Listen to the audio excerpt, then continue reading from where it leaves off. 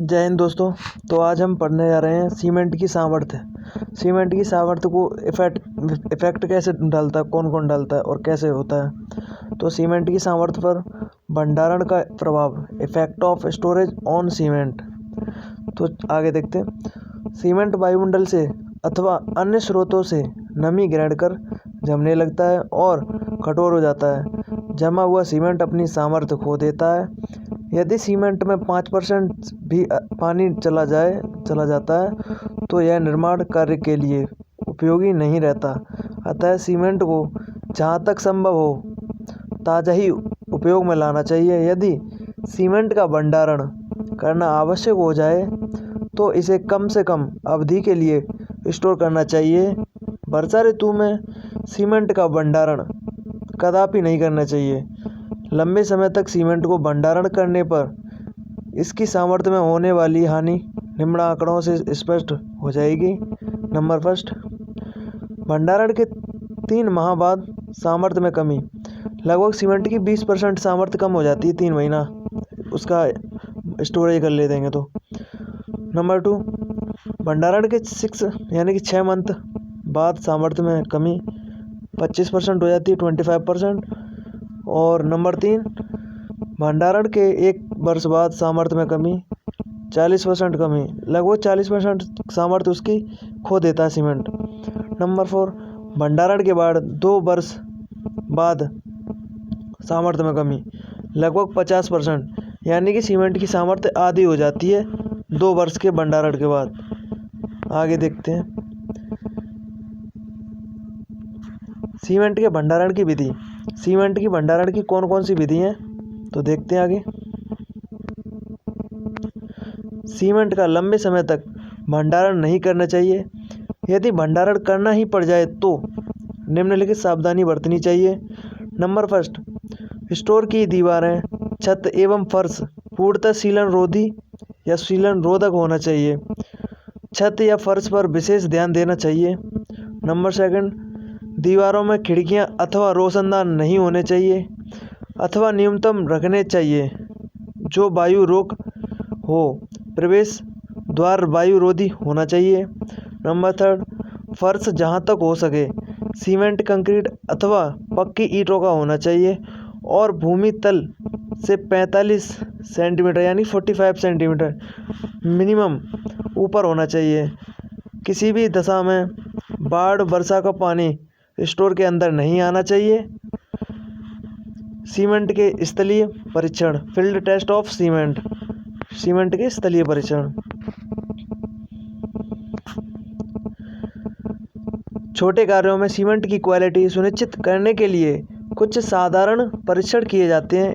इन परीक्षणों के लिए किसी प्रयोगशाला अथवा उपकरण की आवश्यकता नहीं होती है। यह परीक्षण अनुभवी इंजीनियर अथवा कुशल मिस्त्रियों द्वारा बिना किसी व्यय के बहुत शीघ्रता से स्थल पर ही किए जा सकते हैं, इसलिए इन्हें स्थलीय परीक्षण कहते हैं। सीमेंट के प्रमुख स्थलीय परीक्षण निम्नलिखित हैं। नंबर फर्स्ट, सीमेंट का रंग विशेष प्रकार का हरा भूसर तथा समांग होना चाहिए। नंबर 2, सीमेंट के ढेर में हाथ डालने से ठंडा अनुभव होना चाहिए। नंबर 3, सीमेंट को उंगलियों के बीच में मसलने से चिकनापन अनुभव होना चाहिए।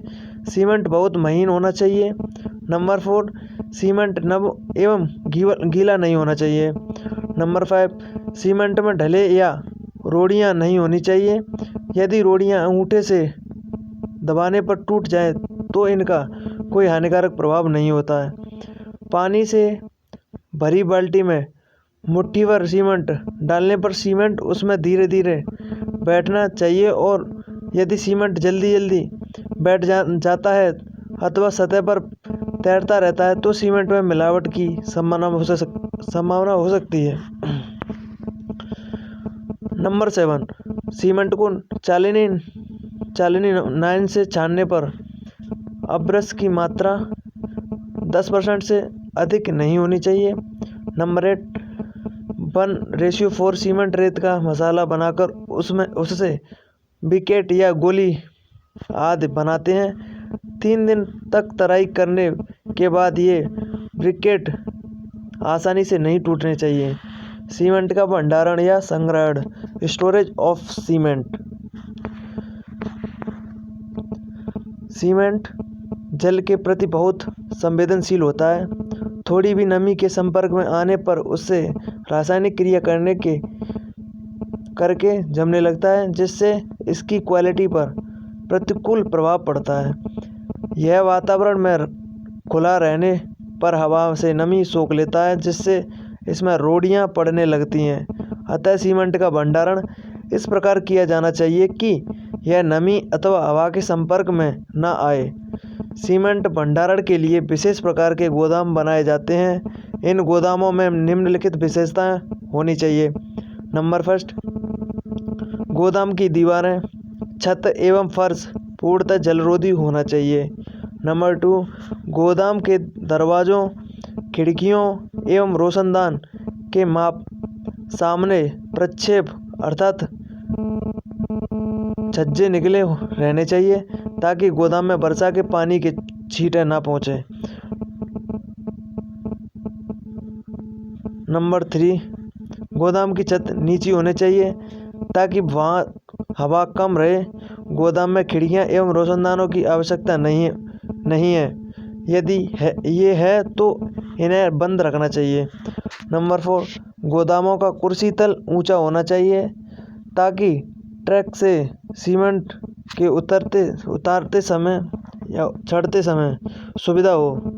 गोदाम में सीमेंट के भंडारण में ये बातें ध्यान रखनी चाहिए। नंबर फर्स्ट, सीमेंट की बोरियों को सीधे फर्श पर नहीं रखना चाहिए, इससे नमी आने का डर रहता है। फर्श पर लकड़ी के तख्ते आदि लगाकर बोरों को उन पर रखना चाहिए। यदि फर्श पूर्णतः जल से है तो उन पर बोरे सीधे भी रखने जा सकते हैं। नंबर 2, बोरों को दीवार से लगाकर भी नहीं रखना चाहिए, इससे भी नमी आने का डर रहता है। बोरों की दीवारों से लगभग 30 सेंटीमीटर यानी 30 सेंटीमीटर बचाकर रखना चाहिए। बोरों की एक दूसरे से सटाकर लगाना चाहिए ताकि उनके बीच से हवा का आवागमन न्यूनतम हो। नंबर 4, ऊंचाई में 10 बोरे से अधिक नहीं लगाए जाने चाहिए, अन्यथा अधिक दबाव के कारण नीचे वाले बोरियों में वायु जमाव शुरू हो जाता है और सीमेंट के ठेले बन जाते हैं।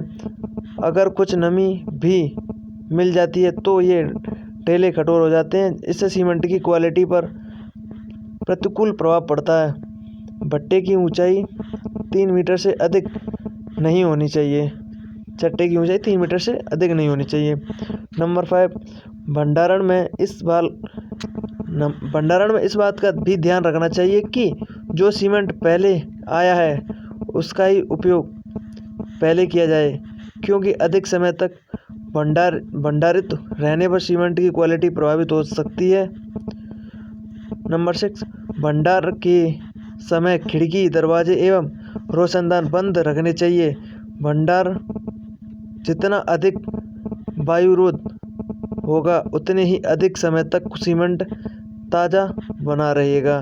नंबर 7, यदि कार्यस्थल पर सीमेंट के स्थायी भंडारण की आवश्यकता हो तो सीमेंट को शुष्क बालू, लकड़ी के तख्तों अथवा इस्पात की चादर पर रख कर ऊपर से चारों ओर पूर्णतः तिरपाल से ढक देना चाहिए। नंबर 8, जहाँ तक संभव हो वर्षा ऋतु से पहले भंडारण के सब सीमेंट का उपयोग कर लेना चाहिए। वर्षा ऋतु में हवा नमी की मात्रा बहुत बढ़ जाती है, जिससे भंडारित सीमेंट पर प्रतिकूल प्रभाव पड़ने का खतरा बना रहता है। थैंक यू दोस्तों। अगर सीमेंट के भंडारण के बारे में मैंने जो आपको बताया वो सही है तो वीडियो को शेयर करें, लाइक करें, कमेंट करें एंड चैनल को सब्सक्राइब करें। Thank you.